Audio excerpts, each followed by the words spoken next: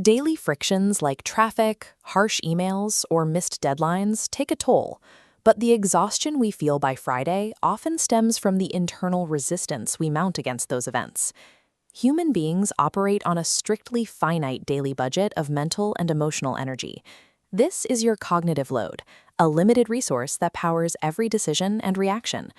This chart shows how that energy budget is distributed.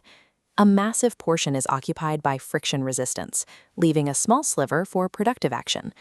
Ruminating on a critique pulls from this exact account, consuming the bandwidth needed to solve the problems causing the stress.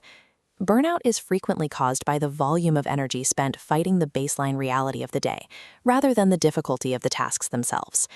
Consider this flock of sheep stampeding across an open field. They drive themselves to physical collapse, yet there is no predator in sight. Their exhaustion is triggered by their own self-generated panic, not an actual attacking wolf. We experience a similar drain when we treat a demanding client or a harsh manager as a physical predator.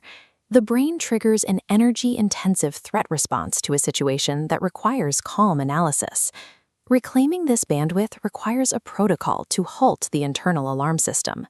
This is the operational purpose of radical acceptance. It forces us to evaluate a specific trade-off.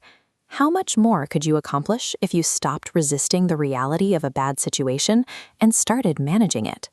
We can evaluate the return on this shift by looking at 3 specific protocols, starting with the tape recorder loop. The required input is a deliberate interruption. You must stop the internal replay of a hurtful comment at the exact moment the rumination begins. The outcome is the immediate preservation of cognitive bandwidth, reclaiming the energy that would have been lost to a cycle of compounding anxiety. The trade-off is that this feels unnatural. It requires you to forego the short-term comfort of feeling justified in your anger.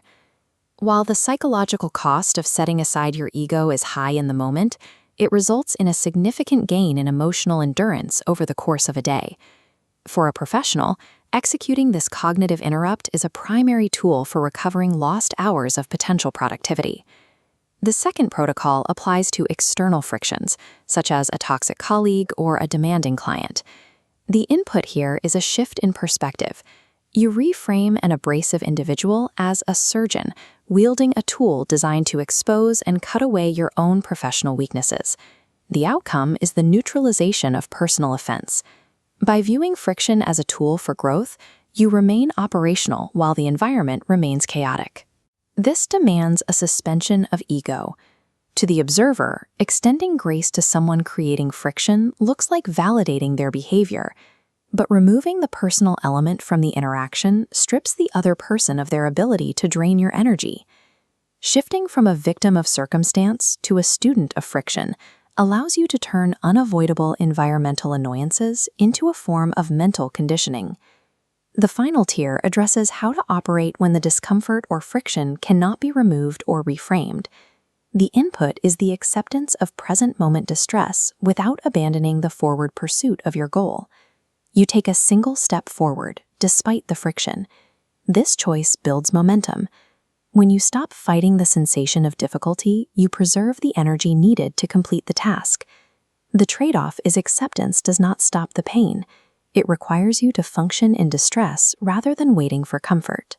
This is the mindset of an athlete in agony, continuing to drive forward because they separated the physical sensation from the psychological decision to finish. Acceptance isn't about finding comfort. It is the decision to separate the biological sensation of pain from the psychological choice to quit. We map these protocols onto a resilience matrix. The vertical axis measures emotional resistance. The horizontal measures action.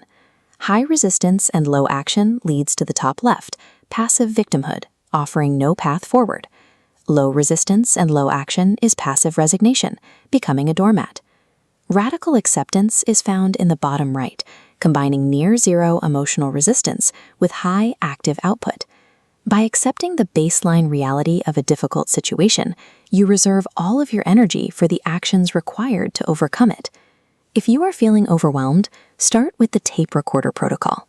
Halting negative internal loops is the most direct way to reclaim lost hours of focus. If you are focused on optimization, Use the surgeon reframe. It transforms unavoidable frustrations into a deliberate way to strengthen your professional temperament. There is a necessary distinction to make here. Calmly accepting a difficult tone to finish a task is a tactical choice. Enduring actual psychological or physical abuse is not. This framework is a tool for internal regulation during the frictions of a normal workday. It is not a mandate to stay in a toxic environment without an exit strategy. By trading the instinctual satisfaction of emotional resistance for the disciplined practice of cognitive reframing, you stop draining your own battery. You turn the frictions that exhaust others